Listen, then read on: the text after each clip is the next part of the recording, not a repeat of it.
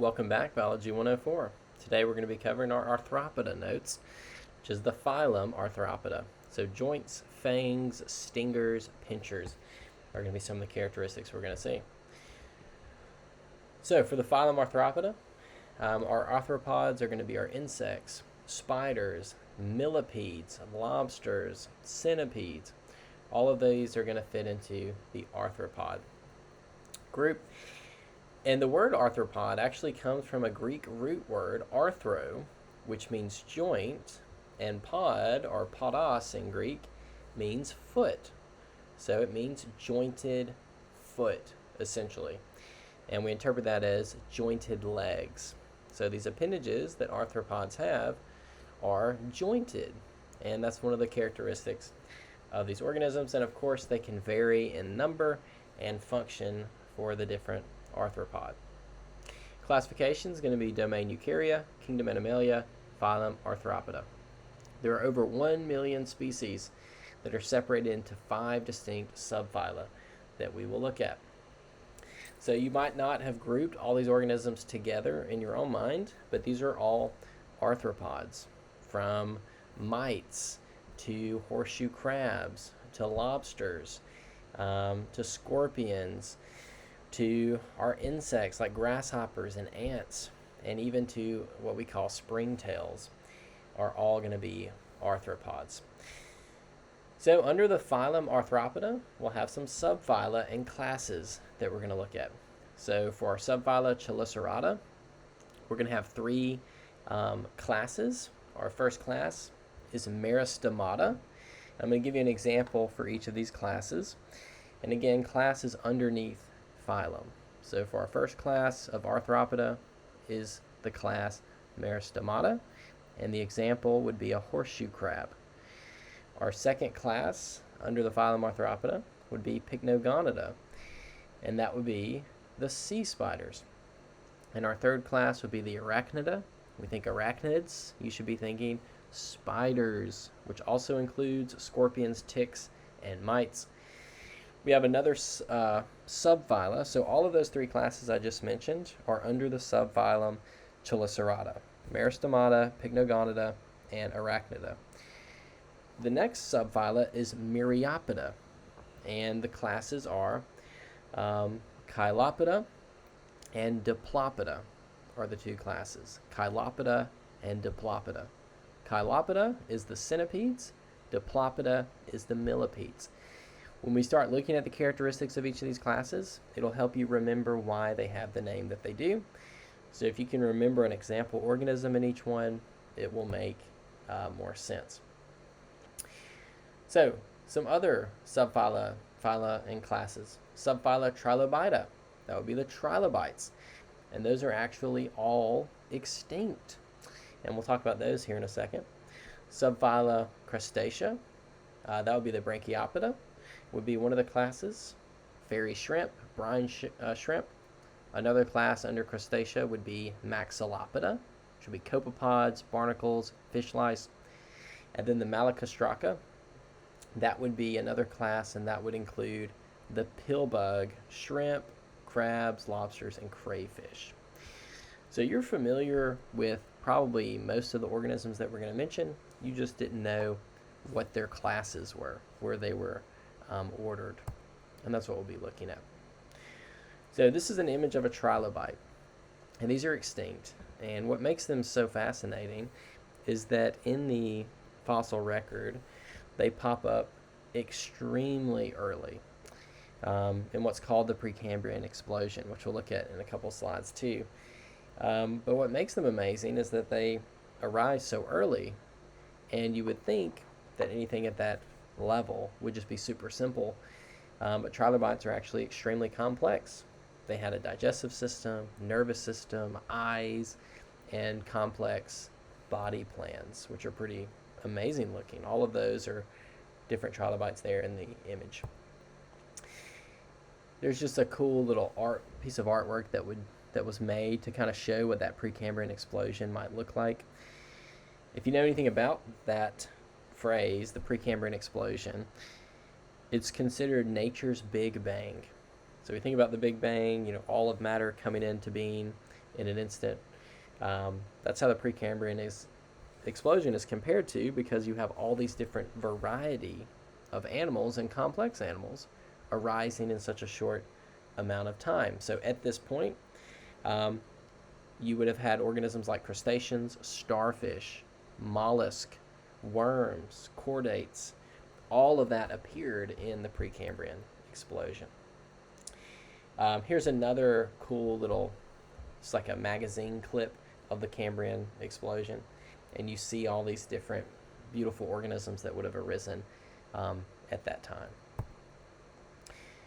So another subphylum would be Hexapoda. We think hex means six.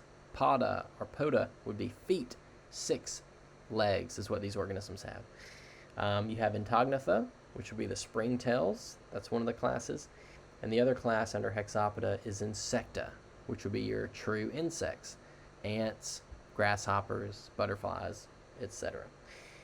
Now, the confusing thing will be if you look at a springtail, you would think it's the same thing as an insect. They are related because they're in the subphylum, Hexapoda, but they're in 2 different classes.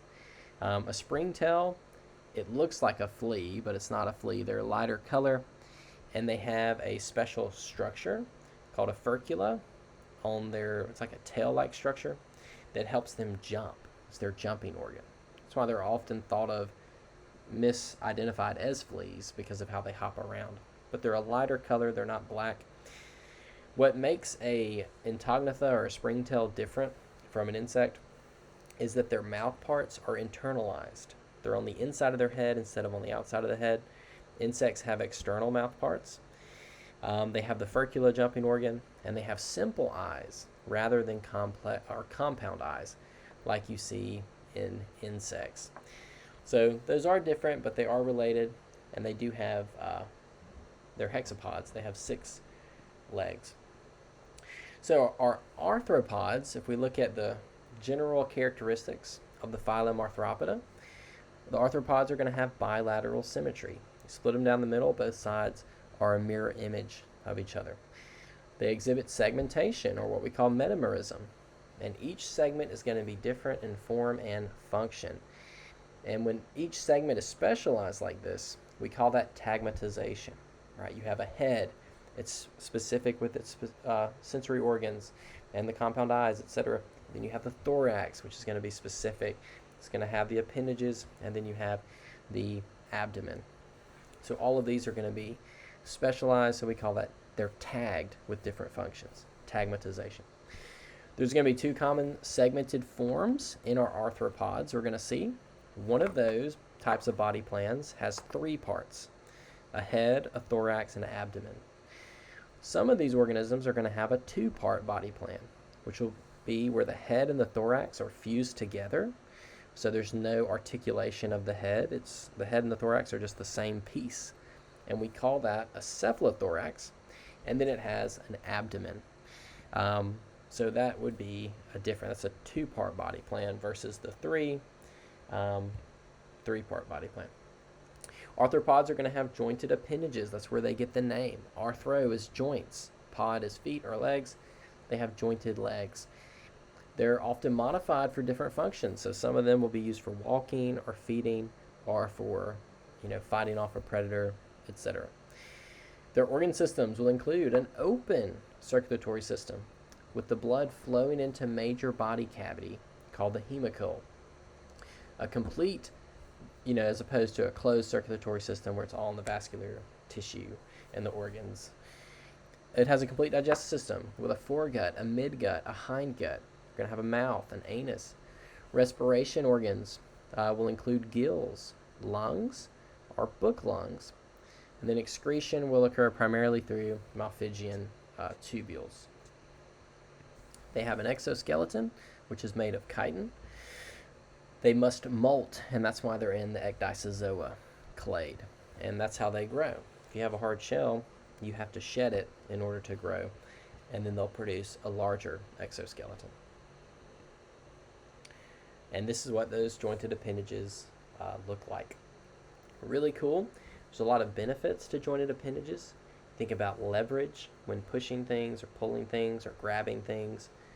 having that dexterity to manipulate prey or to burrow under the ground. If it was not jointed, it would be very difficult for them to be able to do all the things they need to do to survive. So lots of benefits to that jointed appendages.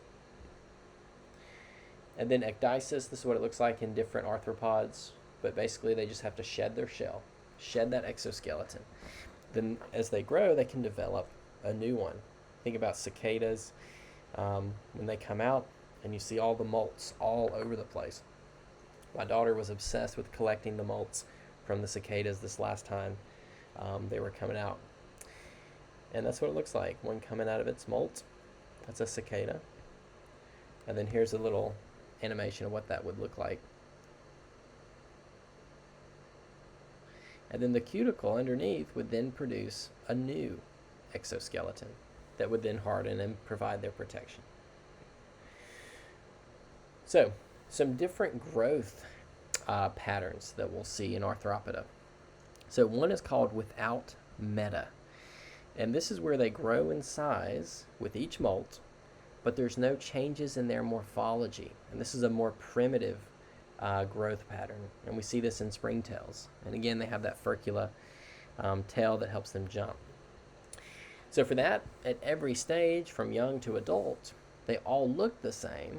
They're just different sizes. The next type is called gradual or incomplete growth. So this would be a slow, gradual change in their morphology as they go through these different molts.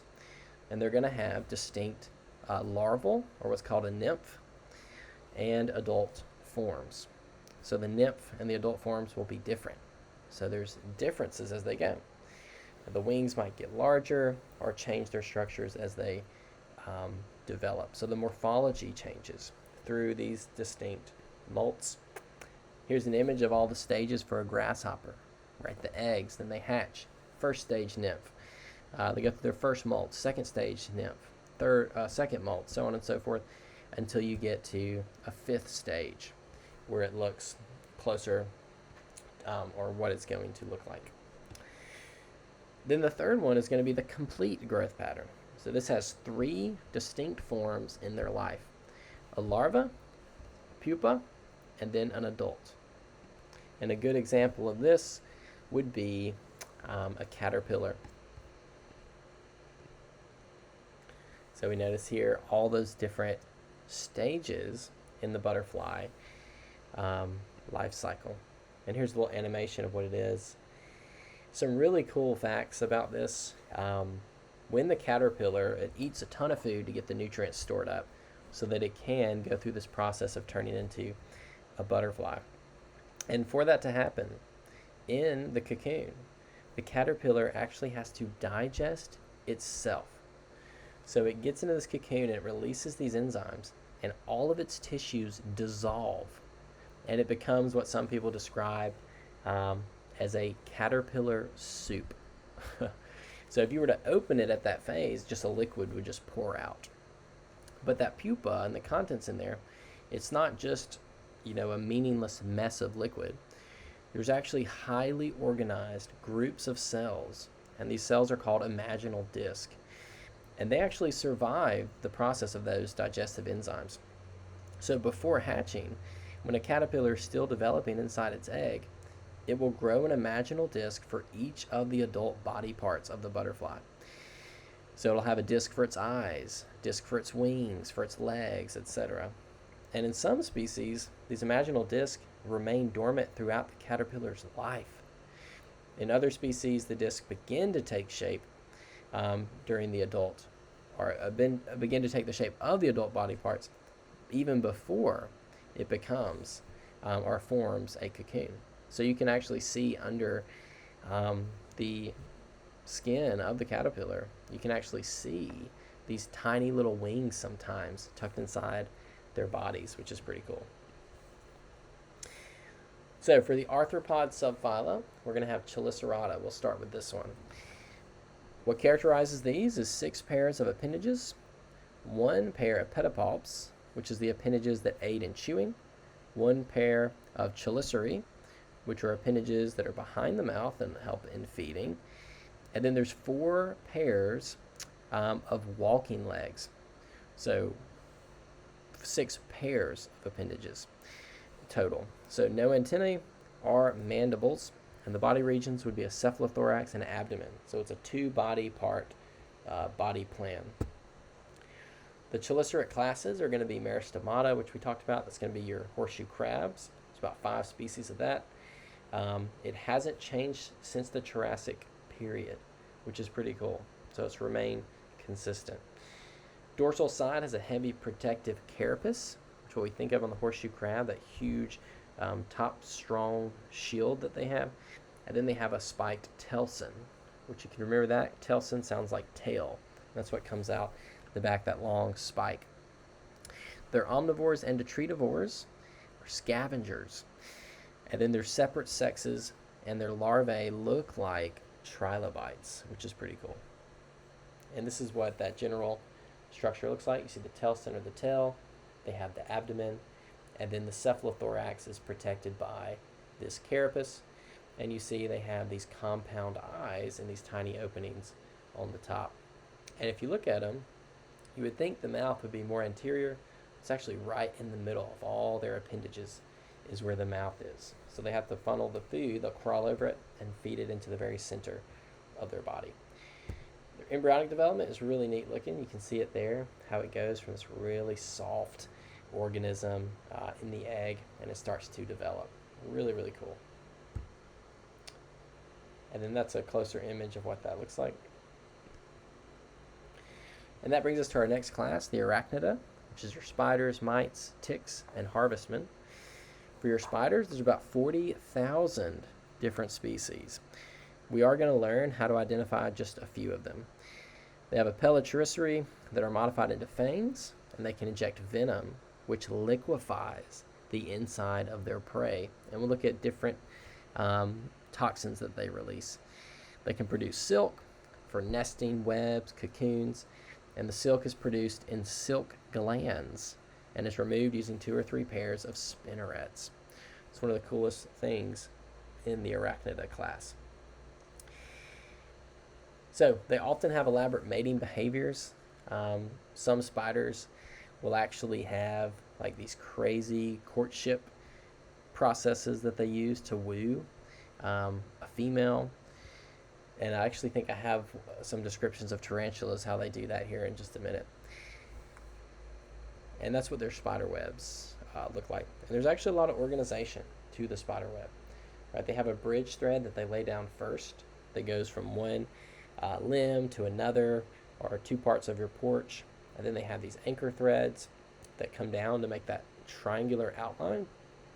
And then they come in with these radius webs, and then they do all these spirals around in the circle, and that creates the huge, like trampoline sort of structure to it. So we have a brown recluse.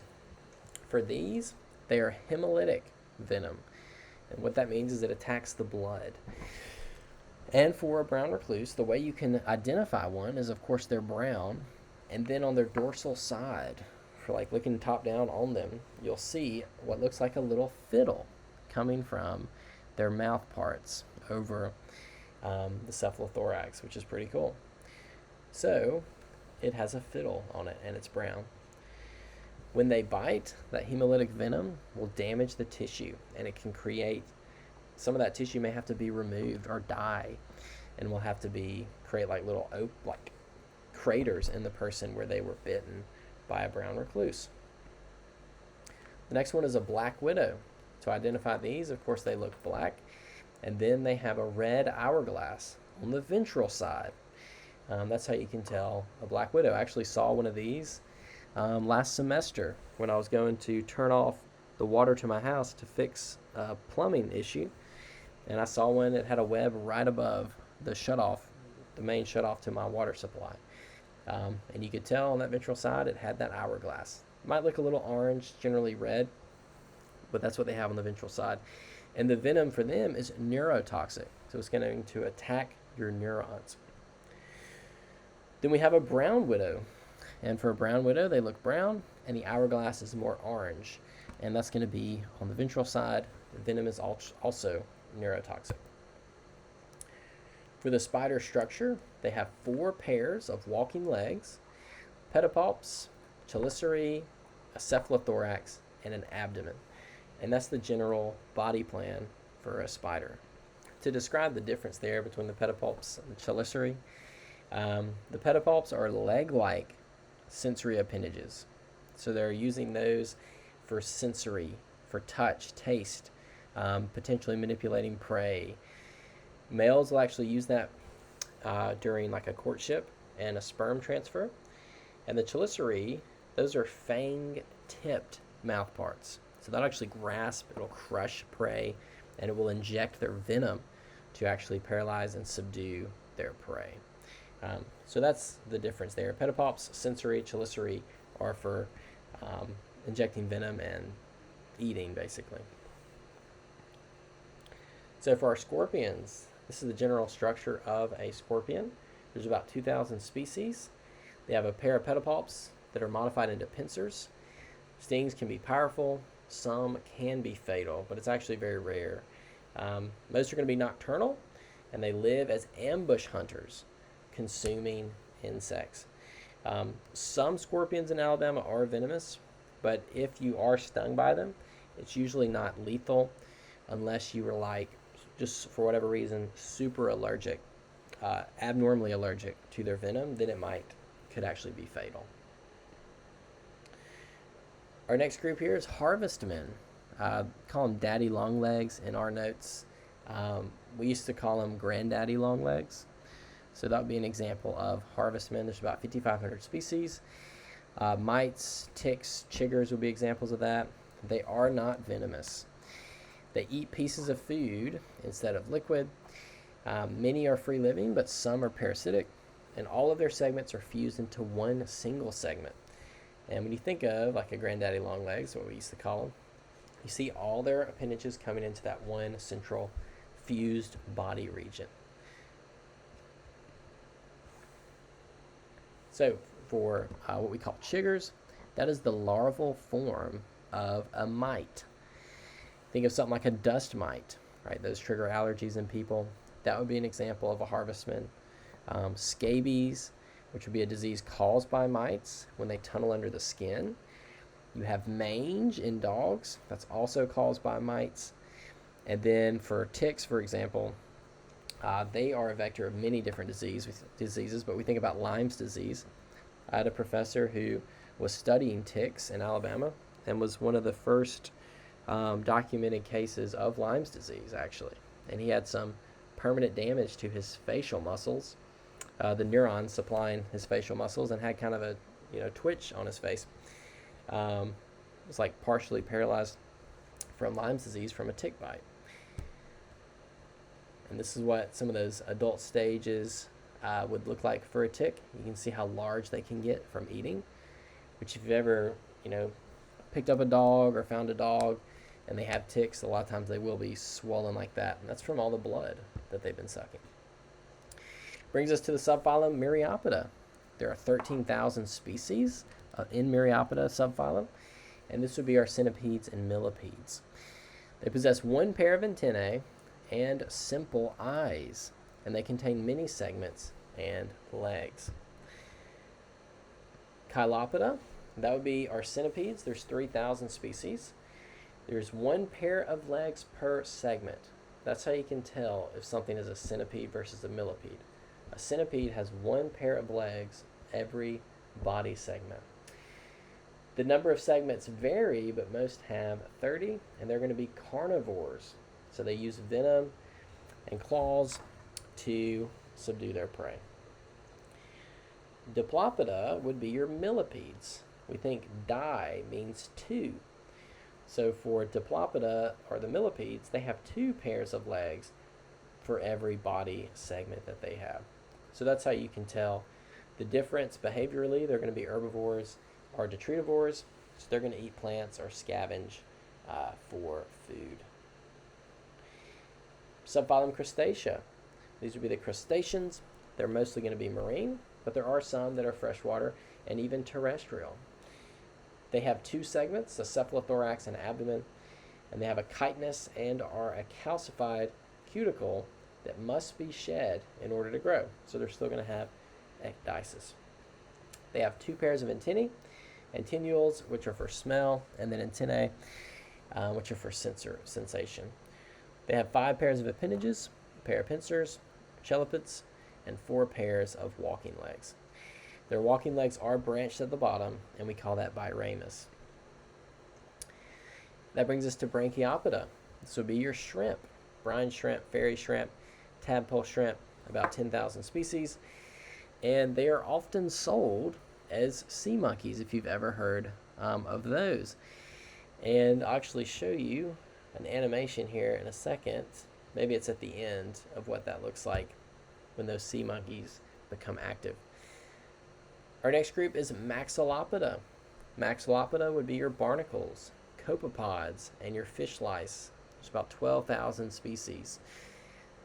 They actually make up a large part of zooplankton, which is a major food source for many animals.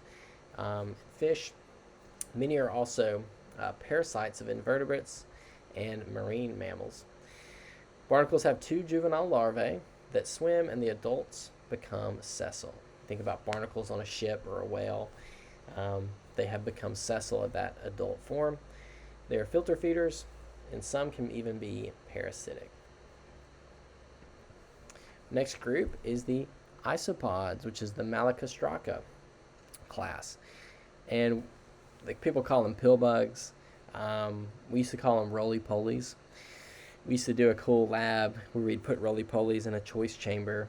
We'd make one side moist and one side dry, and you'd have 10 roly-polies or pill bugs, and you'd see after 10 minutes which side of the container they preferred. And they would almost always prefer the moist side because they actually have gills and they have to stay moist. But for this group, they have a head, a thorax, and abdomen, and they have 7 pairs of legs. They're terrestrial, could be freshwater, and also marine.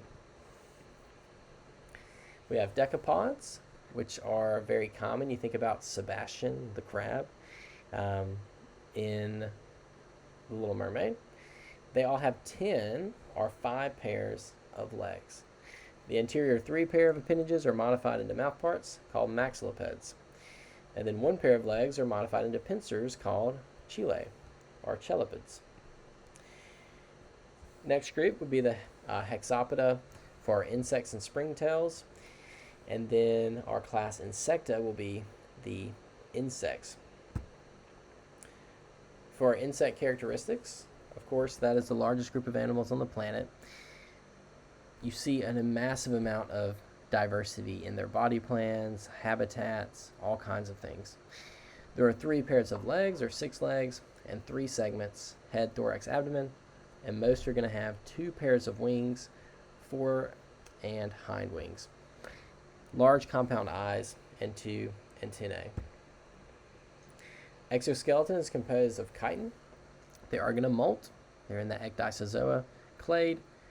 They're highly modified feeding structures that we'll look at. They exhibit diapause. So what insects can do is they can go into a state of dormancy. And that's why we see in the wintertime, you don't see the insects because they're in a state of diapause. Lots of them burrow under the ground, actually, to find a safe place to be in diapause. For example, the yucca moth emerges as an adult 19 years later. So it's in that period of time, 19 years before it comes out. And you'll see this with like locusts, cicadas, and things like that that come out in these certain year intervals. So as we finish up, insects, just remember they are extremely diverse, and there are more of them than anything else. Some of them have what's called a caste system. For example, with honeybees, you'll have a queen, which is a single sexually mature female. They'll also have drones, and then they'll have worker bees. The drones, those are sexually mature males, and then the worker bees are going to be inactive females. For worker bees, they actually choose a queen bee from their female larvae, And what they do is they feed them something called royal jelly, which is what's shown in this picture. It looks like a little white, little cream of some type. And what they do is the nursing bees will choose a larvae that is well nourished, full, to that they are going to fill with this royal jelly so that it can become the queen. The larvae are fed royal jelly, and it contains protein, fatty acids, B vitamins, and more, and that is what will actually develop them into a queen. So when the larva is ready, the worker bees will cap the cell, and after about 15 days, the queen bee will chew her way out of the cell, which is pretty cool. For termites and ants, they'll have a system where there's a queen and a king. So a sexually mature female, and that will have wings, and reproductive males that will have wings. Then there'll be workers that are sterile. They do not have wings. That's normally what you see when you see an ant. And then there'll be soldiers that are sterile and also wingless, and those are used for protection. For termites, they have to come up from moist soil, and they'll create these little mud tunnels in your crawl space. So they'll go up, if you have a crawl space, they'll climb up the cinder blocks, they'll form these mud tunnels, and then they'll come out into the wood, and they'll degrade that cellulose, because it's wood, it's plant matter, and they will destroy your foundation. In the crawl space of my home, which was built in the 40s, there are several areas where termites had gotten into it. Thankfully, they were not. It's not significant damage, but there was some, and that comes from those termite mud tunnels. So, different benefits and harms of insects. Obviously, they fertilize crops. We think about bees. And a lot of things that are happening right now, if they think with like 5G technology and other radio frequency manipulation, particularly with like military and other technologies, that's harming their ability to communicate and to reproduce and to fertilize and create pollination. So they do produce useful materials: honey, silk, beeswax. These are all coming from insects. They do also, though, as pests, can destroy crops. So there's all these, pesticides that we use to prevent that. But then, of course, there's all the side effects from that. And then, of course, they can cause diseases too. So it's kind of a catch-22. There's a lot of benefits to them, but then there's also a lot of problems that they cause. So there needs to be a balance. You can't just eradicate them all, because the solution might be you save your crops, but in the long term, you're actually going to destroy your crops because you won't have the pollination that you need. All right, and that'll be our notes for the Arthropoda.